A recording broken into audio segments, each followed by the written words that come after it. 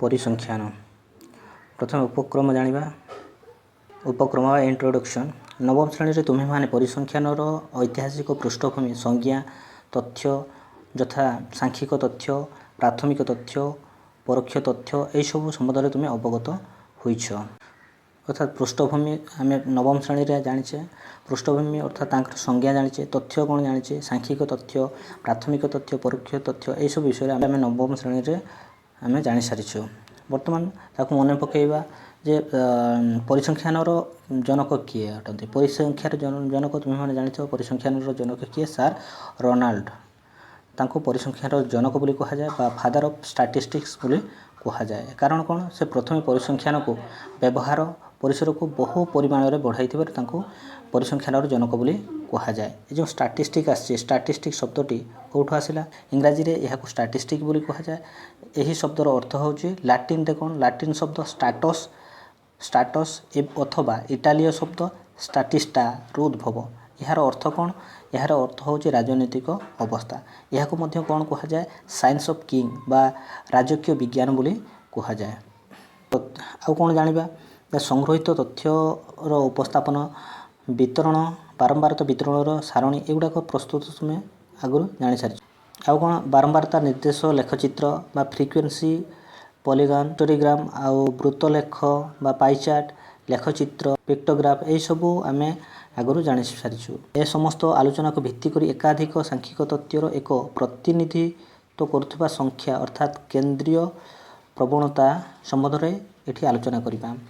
केंद्रीय प्रवणता अर्थ मेन अर्थ होची कौन ना एकाधिक संख्या को तथ्यर जो एकाधिक संख्या थिबो ताको प्रतिनिधि कला भलिया गोटे संख्या आम बाहर करबा सेटा को कहा जाए कौन केंद्रीय प्रवणता। उदाहरण नवा पाई पड़िबो केंद्रीय प्रवणता कौन एकाधिक संख्यक तथ्य दत्त थिले सेगुड़ी को प्रतिनिधित्व कला भलिया गोटे संख्या द्वारा प्रकाश करिवार आवश्यकता रही।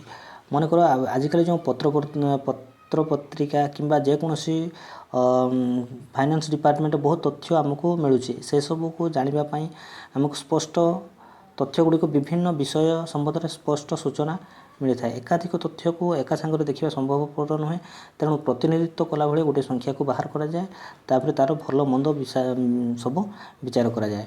निम्न में किसी गोटे उदाहरण आई दुई जन शिक्षार्थी 5टी विषय रे थिबा परीक्षा नंबर निम्न रे दिया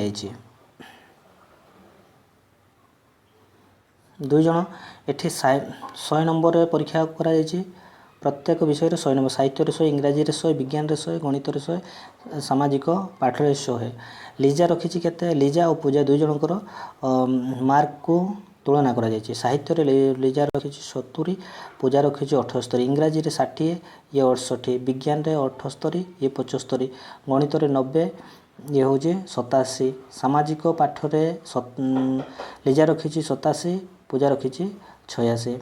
ये दुईटी को तुलना कले देखिपर जे लीजा कौन तीनोटी विषय रे सबुठार भल रखी किंतु पूजा दुईटी विषय रे भल रखी। यही तुलना कले आम जापर ना किए भल नंबर रखी तापाई आम कौन करवा ना सबू प्रतिनिधित्व कला भाया गोटे संख्या बाहर करवा कहार लीजार एवं पूजार मध्य गोटे प्रतिनिधित्व कला भाया संख्या बाहर लीजार मोट नंबर विभक्त तार विषय संख्या मोट सी के रखी ताको मिसईदेवा मिसईला पर आम जापर 385 विभक्त 5टी विषय विभक्त बाहरला केते बाहरला 77 ये पूजार हाराहारी नंबर बाहर करिया मोट नंबर विभक्त तार विषय संख्या 386 विभक्त 5 इक्वल टू बाहरला 77.2 ताले सबुठार भल नंबर किए रखी अधिक नंबर किए रखी भल नंबर किए रखी पूजा हाराहारी भल नंबर रखी एथरू आम जापारे।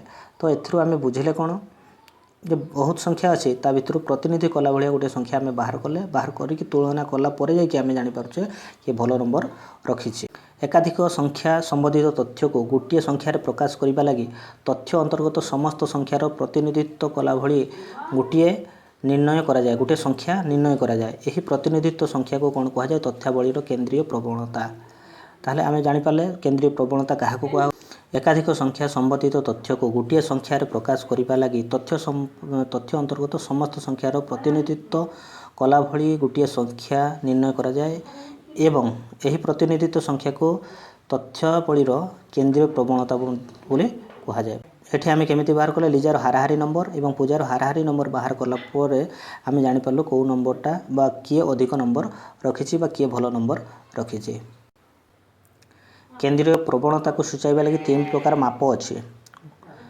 ଗୋଟିଏ ହେଉଛି କ'ଣ ମଧ୍ୟମାନ ବା ମିନ୍, ମାଧ୍ୟମ ବା ମିଡ଼ିଆନ୍, 3ରେ ହେଉଛି ଗରିଷ୍ଠକ ବା ମୋଡ୍। ବର୍ତ୍ତମାନ ଜାଣିବା ତାର ସଂଜ୍ଞା, ଅଳ୍ପ କିଛି ସଂଜ୍ଞା ବିଷୟରେ ଜାଣିବା। ମଧ୍ୟମାନ କାହାକୁ କୁହାଯାଏ? ଗୋଟିଏ ସଂଖ୍ୟକ ତଥ୍ୟାବଳୀ ଅନ୍ତର୍ଗତ ସମସ୍ତ ଲବ୍ଧାଙ୍କର ହାରାହାରି ମାପକୁ ତଥ୍ୟାବଳୀର ମଧ୍ୟମାନ ବୋଲି କୁହାଯାଏ। ସେହିଭଳି ମଧ୍ୟମା କାହାକୁ କୁହାଗଲା ନା ଗୋଟିଏ ସଂଖ୍ୟାକୁ କ'ଣ କୁହାଯାଏ? କିଛି ସଂଖ୍ୟା ଗ୍ରୁପ ସଂଖ୍ୟା ଦିଆଯାଇଥିବ ତାକୁ କ'ଣ କୁହାଯାଏ? ବଡ଼ରୁ ସାନ କିମ୍ବା ସାନରୁ ବଡ଼ କ୍ରମରେ ସଜାଇ ସମସ୍ତ ତଥ୍ୟାବଳୀର ମଧ୍ୟମା ଲବ୍ଧାଙ୍କକୁ ମଧ୍ୟମାନ ବୋଲି କୁହାଯାଏ ବା ମଧ୍ୟମା ବୋଲି କୁହାଯାଏ, ମିଡ଼ିଆନ୍ ବୋଲି କୁହାଯାଏ। ଗରିଷ୍ଠକ କାହାକୁ କୁହାଗଲା ବା କାହାକୁ କୁହାଯାଏ ଗରିଷ୍ଠକ? କୌଣସି ସାଂଖ୍ୟିକ ତଥ୍ୟାବଳୀର ଥିବା ସର୍ବାଧିକ ବାରମ୍ବାରତା ବିଶିଷ୍ଟ ଲବ୍ଧାଙ୍କକୁ ଉକ୍ତ ତଥ୍ୟାବଳୀର ଗରିଷ୍ଠକ ବା ମୋଡ୍ ବୋଲି କୁହାଯାଏ। ମନେକର ସଚିନ 6ଟି ବଲ୍ରେ 3ଟି 4, 2ଟି 6 ଏବଂ ଗୋଟିଏ ସିଙ୍ଗଲ ରନ୍ ନେଲା। ତେବେ ଏଠି ଗରିଷ୍ଠକ କିଏ ହେବ ନା 4 ହେବ ଗରିଷ୍ଠକ, କାରଣ ସିଏ 4 3 ଥର ମାରିଛି। ତେଣୁ ପିଲାମାନେ ଆଜି ଏତିକି ଜାଣିଲେ, ପରବର୍ତ୍ତୀ ସମୟରେ ଆମେ ଭଲ ଭାବରେ ଏସବୁ ବିଷୟ ଗୁଡ଼ିକୁ ପଢ଼ିବା।